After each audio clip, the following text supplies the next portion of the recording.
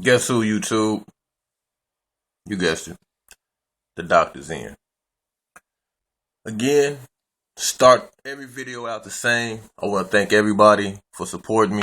I want to thank all the questions, all the comments. And again, I guarantee you I will get to you all. I will get to every question posted. I guarantee you. And with that, it's time for your daily dose. Today's question comes to me from, Virginia Slim. All right. And Virginia writes and asks,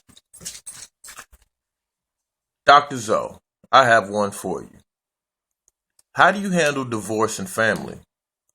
What steps would you take to make sure the children have a healthy perspective on the separation of their parents? How do you help them in dealing with two homes, step parents, etc.? Good question, Virginia Slim. First, let me start by saying, my condolences, for the divorce. Hopefully everything works out for the better, Now moving right into your question. What do we do to make sure the children have a healthy perspective on the whole situation? Well, first, let's get into this situation.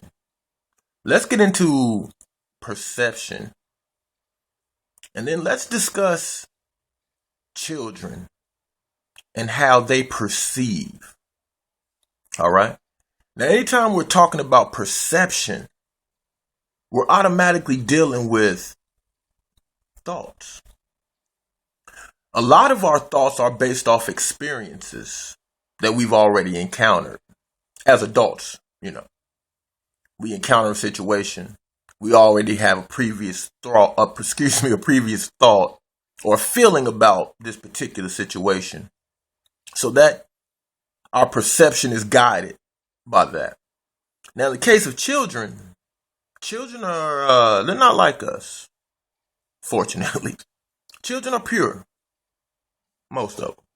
Children are innocent. Remember, children are vibrational creatures. They haven't learned to be corrupted by emotion and the assignment of meaning to emotion. They experience and they look at us eyes wide open for an assignment to that feeling. They fall and they look at us with eyes wide open, ready for the download. Now, when we react and we flip out, they associate that feeling with your response. So if ever in life they experience that feeling again, the response attached to it manifests as well. All right? Okay, now let's jump into this marriage and divorce topic. Children are attached to their mother physically. 9 months. 9 months. Everything the mother thinks, everything the mother eats, everything the mother feels, and everything the mother experiences, so goes the child. That is a combination, that is a connection that, as we all know, 99.9% of the time endures through life. That connection sets the groundwork for what is one of the most cherished relationships on this planet, mother and child. Now, the father who added a spark of life to the egg in the womb has a vibration encoded. Remember, everything is light on this planet. Light vibrates. Okay. When we're dealing with vibration, we're dealing with frequency. Okay. So the father sends a frequency to the egg which sparks life. Right? Now, this frequency is embedded at its very root, at its essence in this egg, the child. Okay? Bear with me. Doc is getting to you. Okay? When the child comes out into this physical world, for months and maybe even up to the first or second year, children are highly vibrational. Highly vibrational. We've all seen it. Someone with a negative attitude comes around a baby and the baby starts to cry. And we're like, wow, that baby don't like you. Well, you're right. The vibe, the vibration of that particular individual is uncomfortable and disturbing and uneasy to that being, that child, because that child is primarily vibration. They perceive the world as they have perceived it for the past 9 months, through vibration. Thought, vibration. Food vibrates in your blood. Believe it or not, the energy that we receive from nourishment, energy, frequency waves, vibrating waves, all this is connected.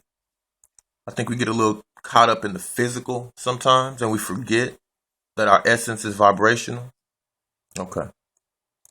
So the child comes out and has that natural frequency connection to the mother. There's no question who this lady is. I feel me in her. I feel her in me. I may not have the faculties yet to express that, but the child, the baby, feels that.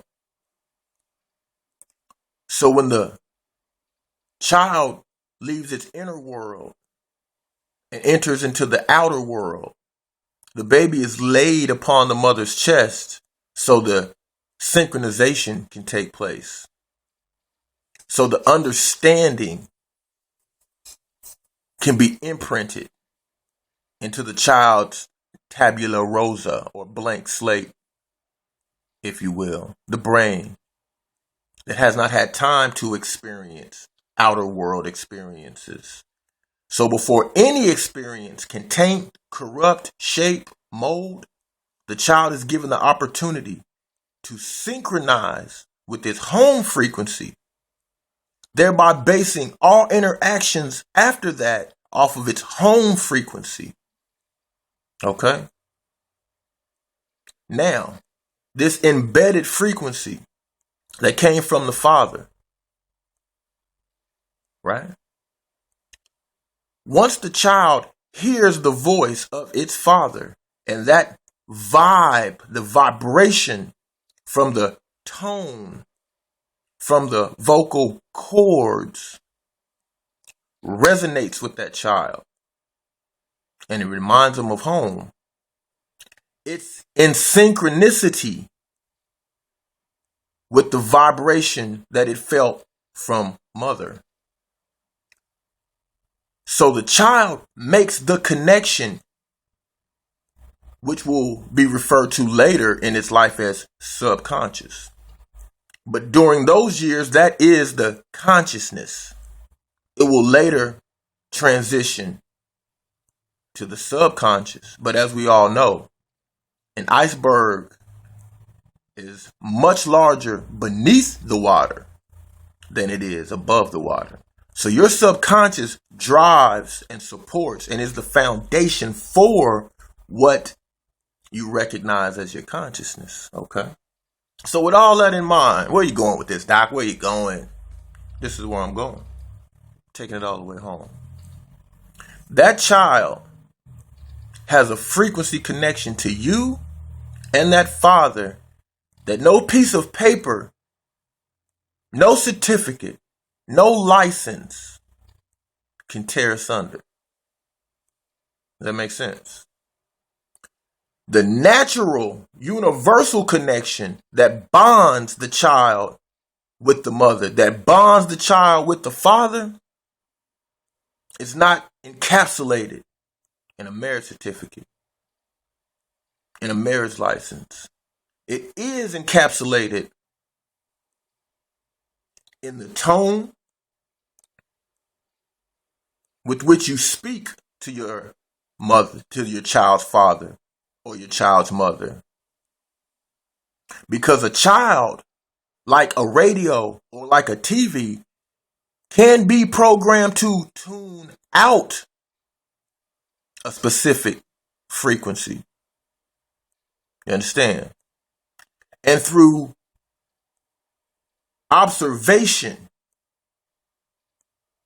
a child learns what frequencies to accept, what frequencies to deny, and what frequency to be disagreeable towards.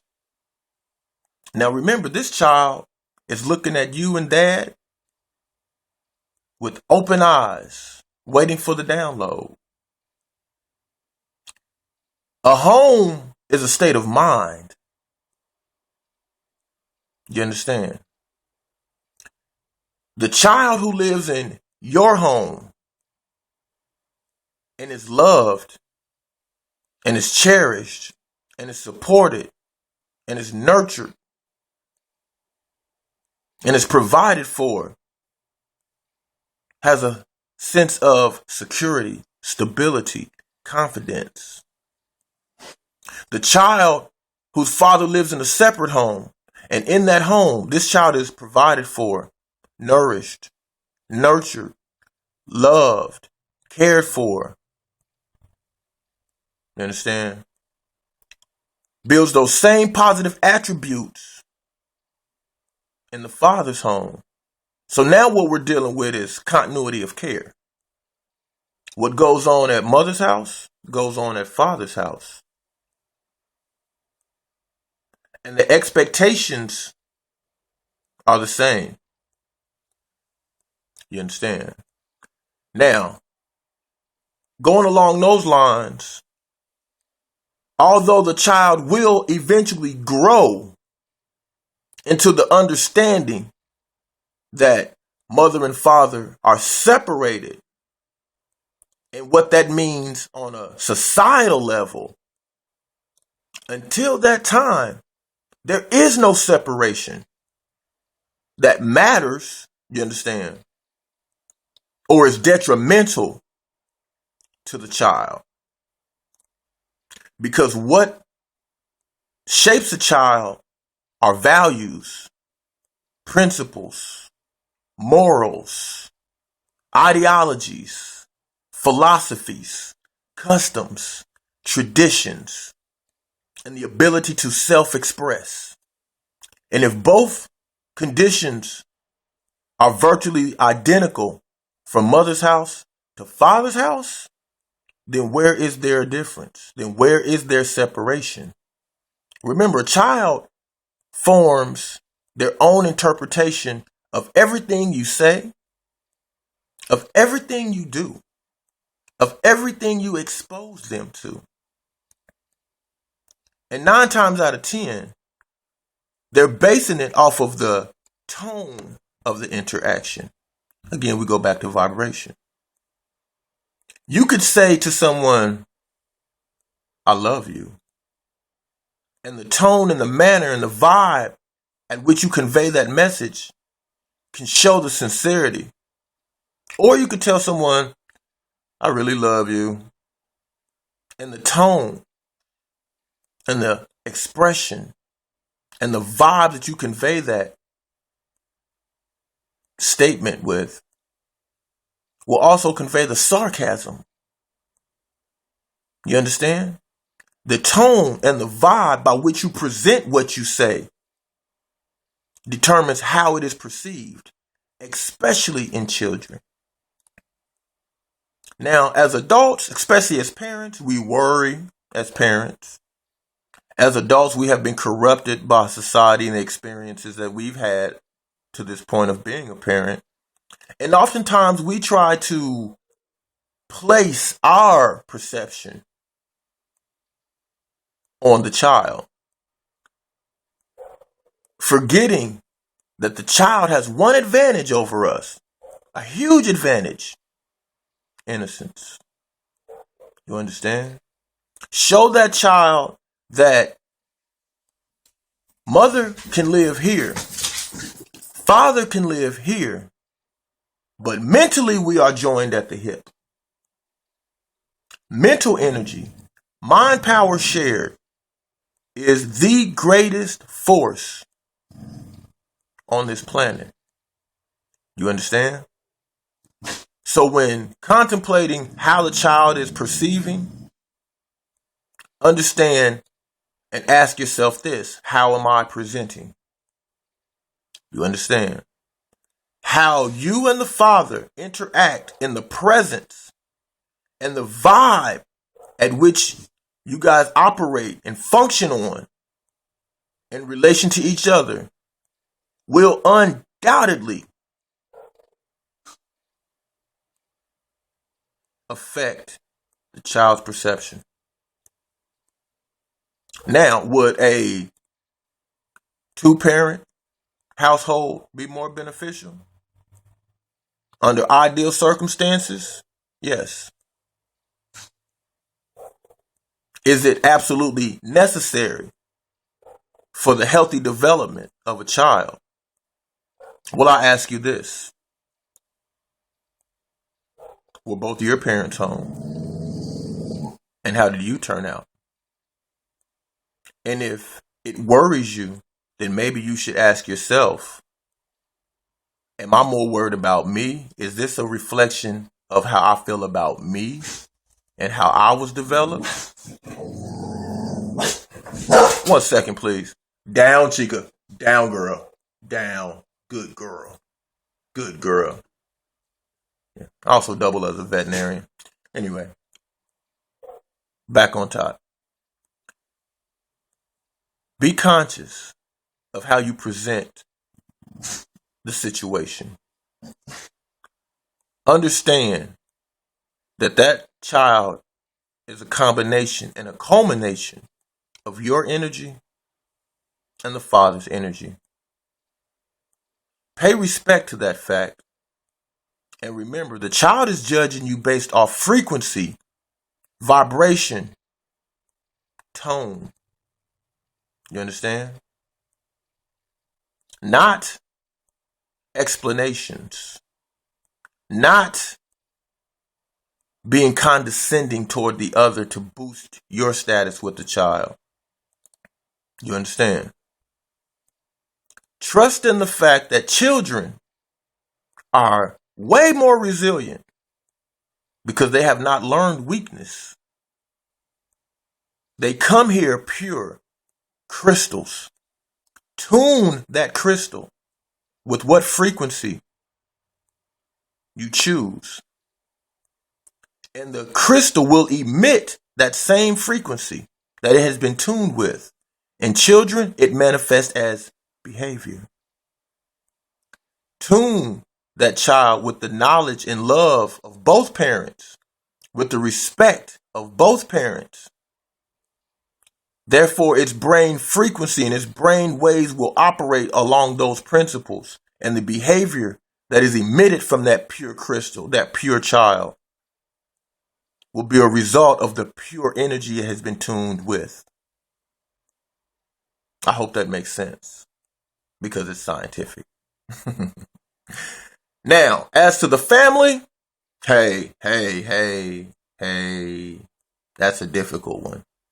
Because again, most of the family are adults.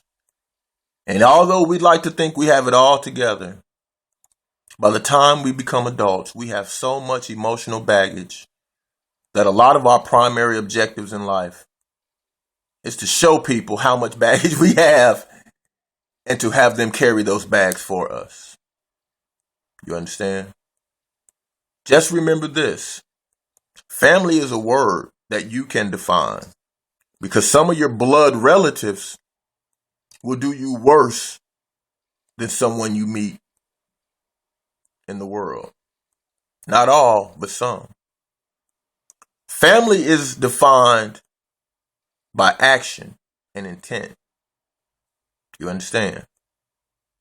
And as we all probably have experienced, when what you are doing does not benefit the goal and the motive of others, then often they have something adverse to say. Self-confidence is key. Honesty is key. If how you're living and how you're teaching your child to live does not hurt the greater good of humanity, live your life. Preferably, your life and your child's life will be dedicated to uplifting humanity. But hey, we all walk different paths. Just as long as you're on that path, no one else is prevented from knowing the path or diverted from the right path, then continue on your path. And that, Virginia Slim, is your daily dose. Take 2 of these, and I'll call you in the morning. Peace.